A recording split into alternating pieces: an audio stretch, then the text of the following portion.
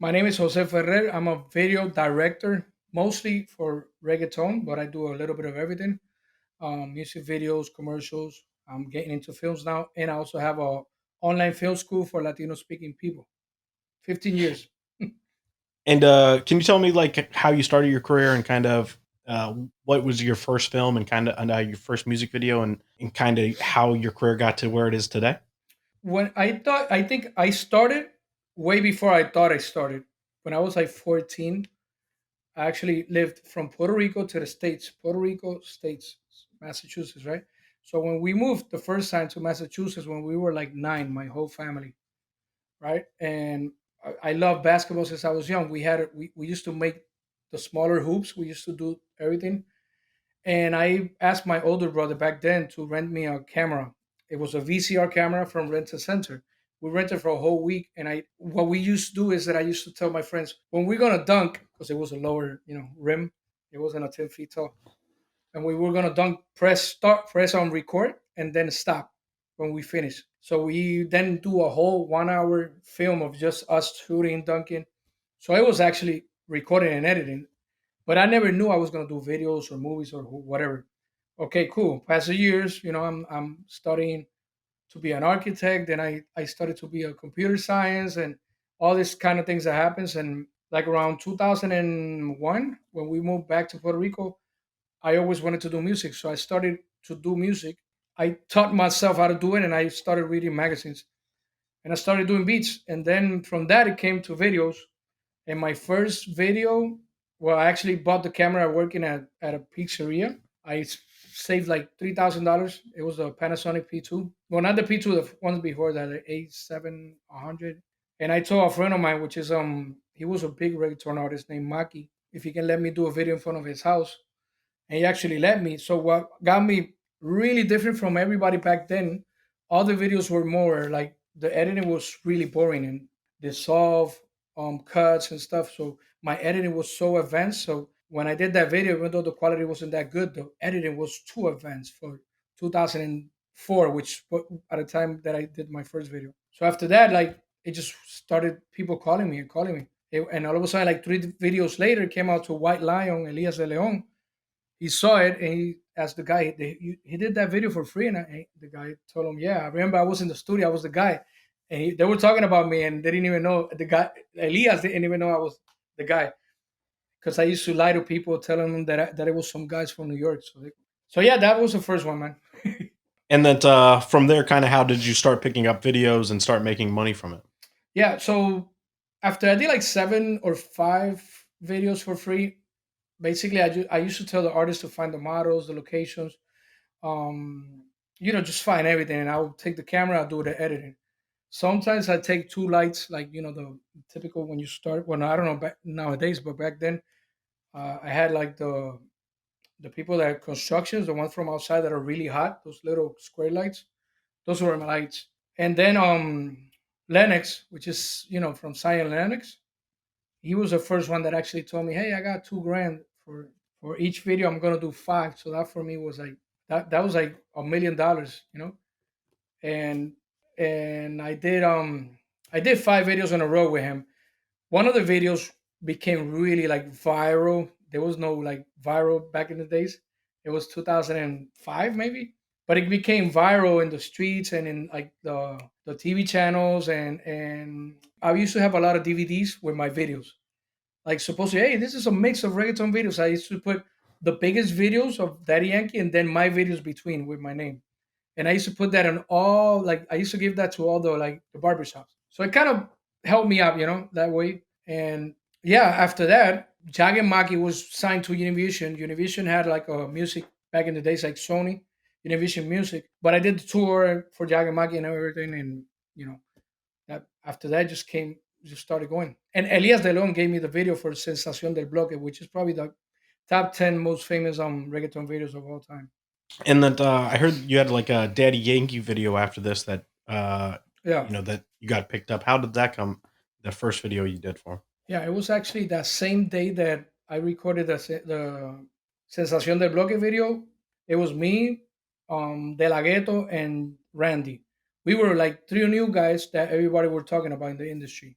and we were all really young, the same age, you know. So like the whole industry, like the big guys, you know, Voltio, Hector El Father, Daddy Yankee came, a lot of people in that video. You can see them in the video. So Daddy Yankee, that day he told me, "Hey man, you know, I saw a video that you did with Psycho, which is a guy, you know, rest in peace. He died a few years ago, and the video was really good. It was like a black and white concept with you know, the colors, and the concept was really in the streets. It was really cool. And I used to do it with now by this time I had the 7D, the Canon 7D. So I was doing like really good videos with it still. And Daddy Yankee told me that he wanted to do a video similar to that one. So I was like, he's probably gassing me up. That's good. I like it and I appreciate it. You know, he took my number. I didn't give him mine. I mean, he didn't give me his.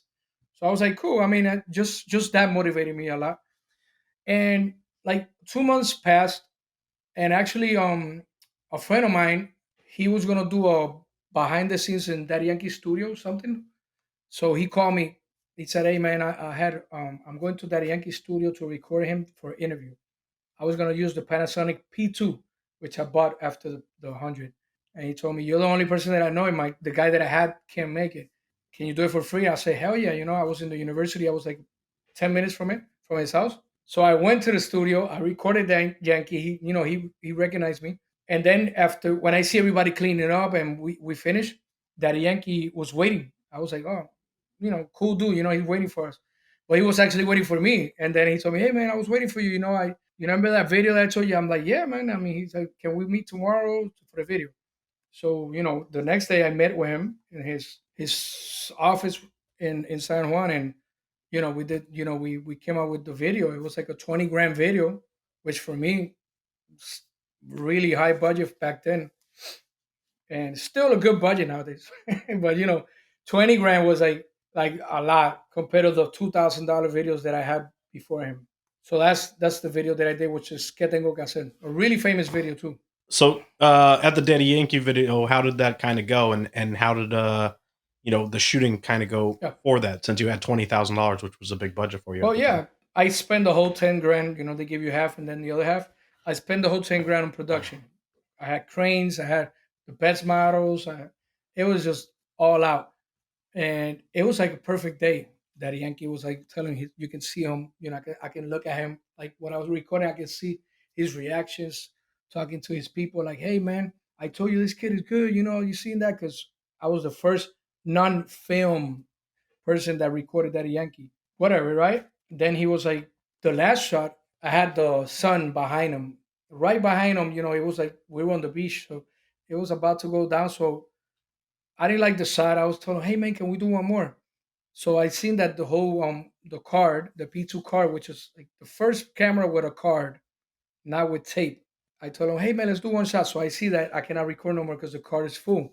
So I go and boom, boom, boom, on the menu, and you go and delete the file, right? Just that one file that I recorded, so I can record another one. And I just format the whole card, so I delete the entire video.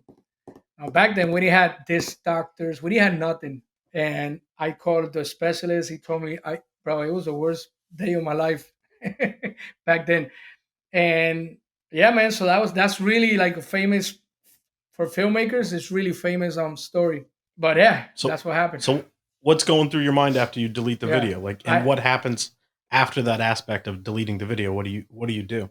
so the first thing I did, well, I mean, I was extremely nervous. I was like really young, you know, with hair like yours and everything, really cool hair. So yeah, I mean, I had my whole family there. You know, it was like we won the lottery. Like a person that we know is doing a Daddy Yankee video, and then I deleted the video. You know, and the good thing I did is that I've how you said it in English, I confronted the thing, the situation. I put my face on, you know, on fire there. I was like, I got to deal with this right now. So you know, I was like, I'm gonna deal with this right now. If he punches me, if they beat me up, if there's a shootout, we're gonna do it today, not in 2 weeks. Cause you know, I just want, I don't know. I mean, it was so perfect the day, so I needed. So I remember that I there's a picture that I have in Puerto Rico that I gotta bring it, man. It's in my stories over there. That when I tell the security guard, because his hotel was like, it was like the beach is here, and there's like a little street, and the hotel is right here, his second floor. It's like, bro, it's like not even 50 steps from the beach. and everybody was in, all the crowd, the public, and the fans. And the security guard, I told him, hey man, I'm going upstairs just with Daddy Yankee. I don't want none of his entourage, nobody to go in upstairs. I need to talk to him. So the guy was cool, security was like, okay, I won't let nobody. So I remember going up, me first, and then Daddy Yankee behind me. There's a picture that somebody took. And I'm like this, like all nervous, looking at the camera, and Daddy Yankee's all smiling. You can see me on top of like and the security guard, bro. It's the funniest picture. And I want actually to him for him to sign me that picture. I should have done that before. So when we go upstairs, I he see me like a little watery eyes, and probably he thinks that I'm happy, and which I was happy and almost dead. And I told him, hey man, I got to tell you something really serious. He's like, what's up, man? He's still smiling, he probably thinks that I'm going to tell him that I love him or something. And I told him, hey man, I actually deleted your footage. I just now I filmed out of the car, man. My bad. He's still smiling. He probably thinks it's a stupid prank. I'm like tell him, no man, I'm serious, man. I fucked up, I sorry, man. So he I saw his reaction was he of course he got serious quickly, and he looked at me. I was like, okay, here comes the punch. So I was like, where should I go? And then he told me. So I was like, man, he told me, hey man, just give me a solution, And I told him, the 10 grand that you still owe me, you don't owe me that, of course. And the if you stay tomorrow, we can shoot the video again, and I'll pay for it. And I didn't know how the fuck I should pay for that because I had like $1,000 on my account, and I had to call people, And he said, okay, because it was like a Tuesday, so he didn't have no shows on Wednesday, thank God. So he stayed. I paid for everything: his hotel, his people's food. They ordered like lobsters. They went all crazy. They didn't even eat it. Yeah, they gave me they punished me. So that was it. That was it. And then after the video came out, because I did it the next day, the video actually was video of the summer in HTV. It got like a few like nominations, and so it was a good story after. And then we did the remix with Joel and Randy and everything. There's a story which I don't know if it's true or not or fabricated, but there's a clip in the Nicky Jams TV series where director's talking to Nicky Jams about a music video that I know you directed, Yeah, and Nicky Jams starts screaming at the guy yeah, about like not getting the Lamborghini, the yeah, car, and obviously in movies they fabricate everything that happens, yeah, and that the mom almost stabs the director. yeah. Can you tell me what actually happened in that situation, or Yeah, was that even you, or is that just a fabricated thing from the movie? yeah. Well, I mean, it was fabricated. It would be cool to say it wasn't, because I mean, it would be cool to say, "Hey, man, his mom almost stabbed me," but it was fabricated. His mom was in there. They probably did that because they need to. You know how movies are. They need to make the relationship like his mom had got his back. But first of all, the guy has like long hair, beard, so it's like it's also fabricated because I was bald still then, 2015. So yeah, it was fabricated. The Lamborghini situation, I remember the video. The video was like for 10 in the morning. Nicky Jam came at 3, and they had a Lamborghini. The only thing that happened with the Lamborghini, which was a Colombia thing, it was that it was the only Lamborghini in the whole Medellin town back then. Now there's like a few. And on the behind the scenes, which I didn't do, some of his people did. They didn't blur the license plate, and apparently the license plate could not be shown because the person was, I don't know, it was something with the law. I don't know what happened in the whole news. Everything came out crazy, but it wasn't my fault. I covered the license plate. It was that, but Got it was a Colombia thing. Not us. Like the yeah. channels and all the news. And has there ever been another incident, kind of like the Daddy Yankee incident on set, that you had to kind of like figure out and deal with, that where you were like an oh shit moment of like, Yeah. I don't know what to do and how to fix it? Well, not at that degree and that high. Well, with that day, with the Nicky Jam day, he came really late for what we had to do. Things like that happen all the time. You know how it is. That I remember. Every shoot there's something happening, man. But to that degree, I never happened again, and I have never. Oh, well, one thing did happen, but I have never deleted a footage again, and I never will. I'm the safest person in the world for that now because I have like 600 hard drives on the video. I know there's a Jay Alvarez video that you did a while ago where I think it was a decent budget, like $30,000, but I think the location or something got Oh, canceled, and that you had to oh redo the yeah, whole yeah, yeah, shoot yeah, yeah, that yeah. That same was the day. video. Sentimiento Escondidos is called the video. Yeah. So what happened is that this is the thing. Josh was his first production. I told Josh, hey man, you got to learn how to be a producer. You know how I do it. We used to have an office in M3 Studios. Remember, you were in front. Well, you came a little bit after that, I think, or I don't know. You Yeah, it were was already. you were the parking Uh, guy. I remember the parking guy.